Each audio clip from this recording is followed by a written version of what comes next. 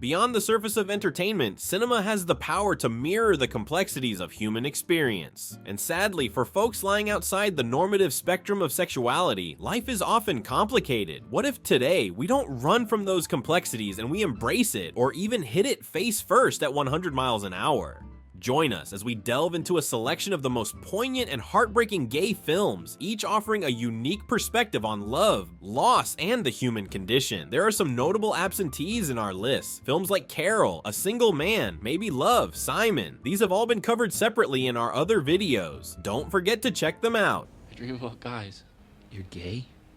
See?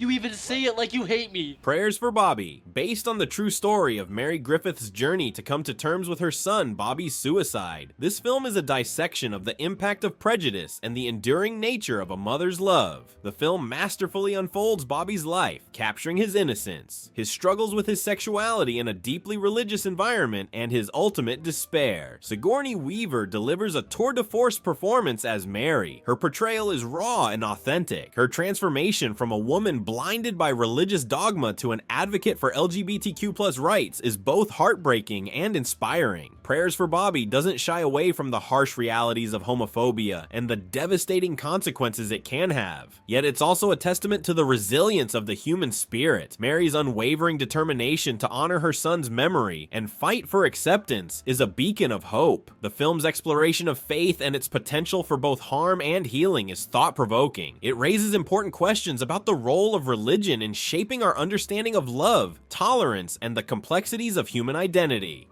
Hi. Hi. All of Us Strangers. This striking, beautiful, and unfairly tragic film is a haunting lullaby that may speak to the LGBTQ audience specifically and profoundly, but its effect will remain the same on anyone who has experienced loss in their lives. In an eerily vacant apartment building, Adam, a lonely writer, seems almost too comfortable to exist even in the emptiness. The only other person in this seeming void is Harry, who is effortlessly sexy but equally as lost. Harry takes it upon himself to dryly seduce Adam with a wounded charm that Adam appreciates, but ultimately declines. Later, he travels out of London to the suburbs and catches the eye of an unnamed man played by Jamie Bell. There's a brief shift in a sexual suggestion, with the two eyeing each other off in a manner that alludes to a public cruising. This is when the movie takes a surreal twist, and we are propelled into a space that feels like a dream or a hallucination. I will not spoil the plot for you, but the movie will tug at wounds that may not have healed in your heart. This portion of the film will especially touch people who were shunned by family and friends for their sexuality. Comforting as much as it is distressing, All of Us Strangers is ultimately a film that needs to be experienced and uncovered. The dance that Adam and Harry perform throughout should resonate with anyone who longs to be held and understood, but can't break past their own fear of intimacy. It's all the words left unspoken, all the answers never received, or the ones you may not want to hear. Movie lovers, tell us down in the comments section some really soul-crushing sad gay movies you would recommend. What's your name? Please remind me. Monica.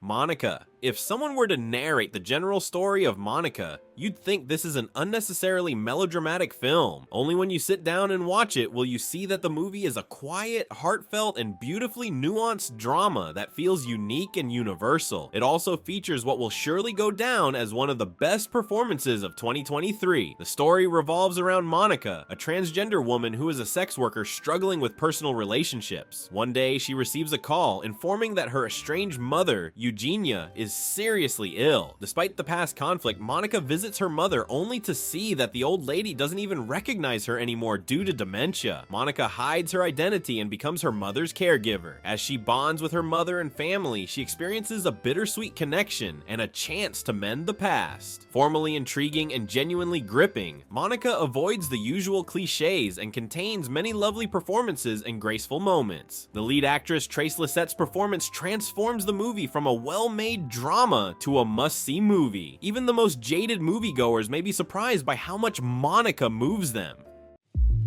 You know what I was doing last night?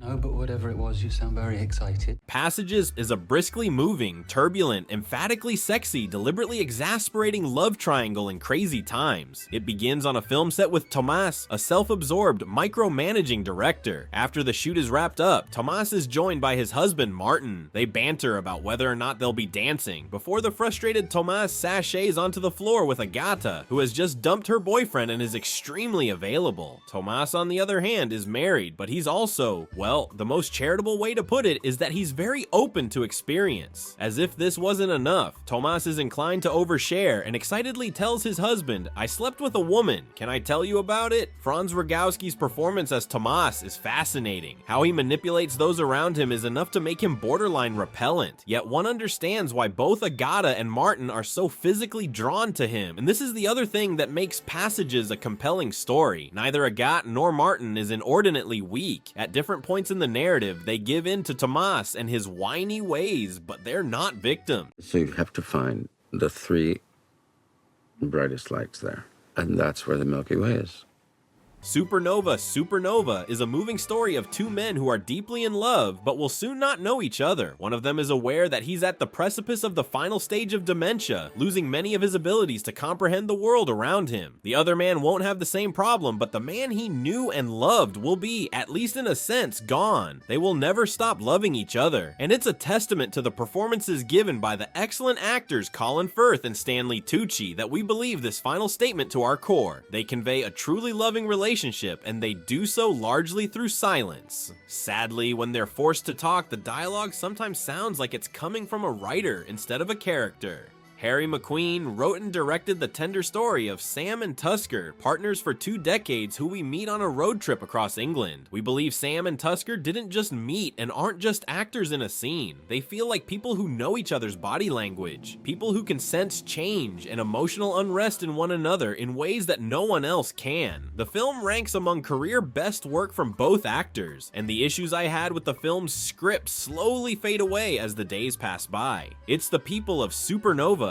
that I'll remember, not the details. And perhaps that's perfect for a movie about memory. I'd like to think it's the faces of those we love that will go last. What other emotional topics would you like to see explored in future videos? Share your suggestions below. Accusing the government of a conspiracy to murder all gay men? Yes. The Normal Heart. The film opens on Fire Island in 1981. In the opening scenes, naked men cavort, take turns shaving each other, and one falls down, coughing on the beach. The stage is set for a drama about the early days of AIDS, how it was ignored, the brave men who fought for the attention needed to treat it, the tragic stories of men who died and those who loved them. It's mere minutes before director Murphy is offering close-ups of lesions. Yet, it is this direct approach that often serves the story and the emotion of the piece. Don't look away as so many people in power did in the 80s. It also helps significantly to have an actor with the subtle gifts of Ruffalo front and center. Ruffalo plays Ned Weeks, a writer who clearly serves as a stand-in for Kramer himself, is a loud, proud, gay man. He is the kind of activist who pushed buttons, tried to pull people out of the closet for the cause, and believed in extreme measures to get attention. Fantastic performances balance out the melodramatic approach to the history of the AIDS crisis in The Normal Heart. It's emotional, in your face, and even manipulative. Be moved, be angry, be ashamed at the fact that an entire community of people were dying and everybody ignored it, and be appreciative of a cast that can find the truth in the melodrama. You are not a boy! Tell them that. They say I'm the best boyfriend they ever had. Boys Don't Cry Tina Brandon is a lonely girl who would rather be a boy, and one day she gets a short haircut, sticks a sock down the front of her jeans, and goes into a bar to try her luck. She is not a transsexual, a lesbian, a crossdresser, or a member of any other category on the laundry list of sexual identities. She is a girl who thinks of herself as a boy. When she leaves Lincoln, Nebraska, and moves to the town of Falls City in 1993, that is how she presents herself. By then, she has become Brandon Tina, and we must use the male pronoun in describing him. The story hereafter, which I will not spoil for you, is one of love, tragedy, violence, and anger. One of the many virtues of Boys Don't Cry is that never once does it supply the tiresome phrase, "I am a man trapped in a woman's body." Its motto instead could be, "Girls just want to have fun." This film is a romantic tragedy, a Romeo and Juliet set in a Nebraska trailer park. It is about hanging out in gas stations and roller rinks and lying sprawled on a couch looking with dulled eyes at television, and soul-crushing jobs, and about six-packs and country bars and Marlboros. There is a reason country music is sad. Into this wasteland, which is all Lana knows, comes Brandon, who brings her a flower. You have an issue. It's more than an issue. This is our lives. Milk. We are introduced to Harvey Milk as he arrives in San Francisco in 1972 with his lover, Scott Smith. The two men open a camera store on Castro Street, and before long, it has become a communal presence brimming with ideas, beliefs, thoughts, and feelings. This community empowers itself, and Milk becomes its self-proclaimed mayor. Encouraged by gay activist Cleve Jones, Milk begins to set his sights on public office. After losing 3 times, he wins a seat on San Francisco's Board of Supervisors, thanks largely to his lesbian campaign manager, Ann Cronenberg. Initially, he forms an easy alliance with San Francisco's mayor, George Moscone, and fellow supervisor Dan White. However, his relationship with White quickly turns sour, and White becomes increasingly oppositional. I will not give away a spoiler, but the film is based upon a true story, and most know how it ends. But what director Van Sant does so beautifully is that he paints the story of these men with an almost startling yet refreshing honesty. Then there is the excellent Sean Penn, who never tries to show Harvey Milk as a hero, and never needs to. He shows him as an ordinary man, kind, funny, flawed, shrewd, idealistic, yearning for a better world. He shows what such an ordinary man can achieve. Milk was the right person in the right place at the right time, and he rose to the occasion. Sometimes at a precise moment in history, all it takes is for one person to stand up. What you looking at me like that for? What, man? Come on, you just drove down here?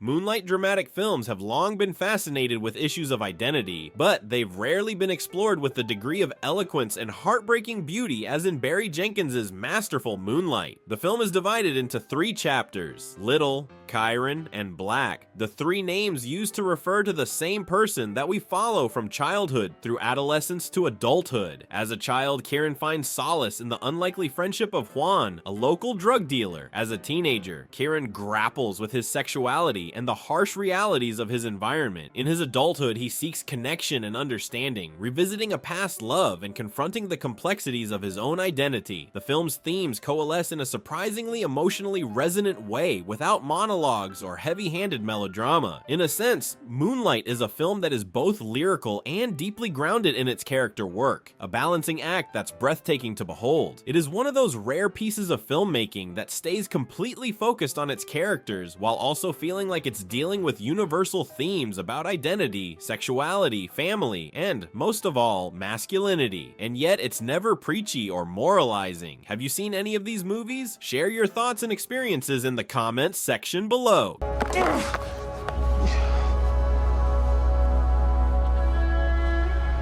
God's Own Country. Johnny Saxby, the protagonist of this film, is a difficult character to like for quite a while. When first we see him, he's hunched over a toilet bowl, contending with the semi-dry heaves that are familiar to alcoholics and younger fellows with delicate stomachs. Johnny may be one or the other, or both. He is a young farmer burdened by family responsibilities and lives a solitary life in the rugged Pennine Mountains. His world is turned upside down when Gheorghe, a skilled Romanian worker, arrives on the farm. Amidst the harsh beauty of the countryside, they discover love, acceptance, and a newfound sense of purpose. After Johnny's father suffers another stroke, Johnny and Gheorghe have to face the question: do they have the conviction to try and make their situation, both personal and professional, permanent? Homophobia is not the only potential issue here. When Johnny takes Gheorghe to his local pub, Gheorghe is disrespected by a xenophobic older townie. God's Own Country is a tricky movie, but not in a way that's dishonest. Its first feet are in the school of miserablest realism, and director Lee tells a love story by letting magic in at unusual angles. It can be ever so slightly sentimental, but overall, this is a solid story about how committing to what you believe in requires finding out what you believe in first. Sounds simple, but it's not. That's it for today, folks. Don't forget to like, comment, and subscribe for more top 10 lists and movie recommendations.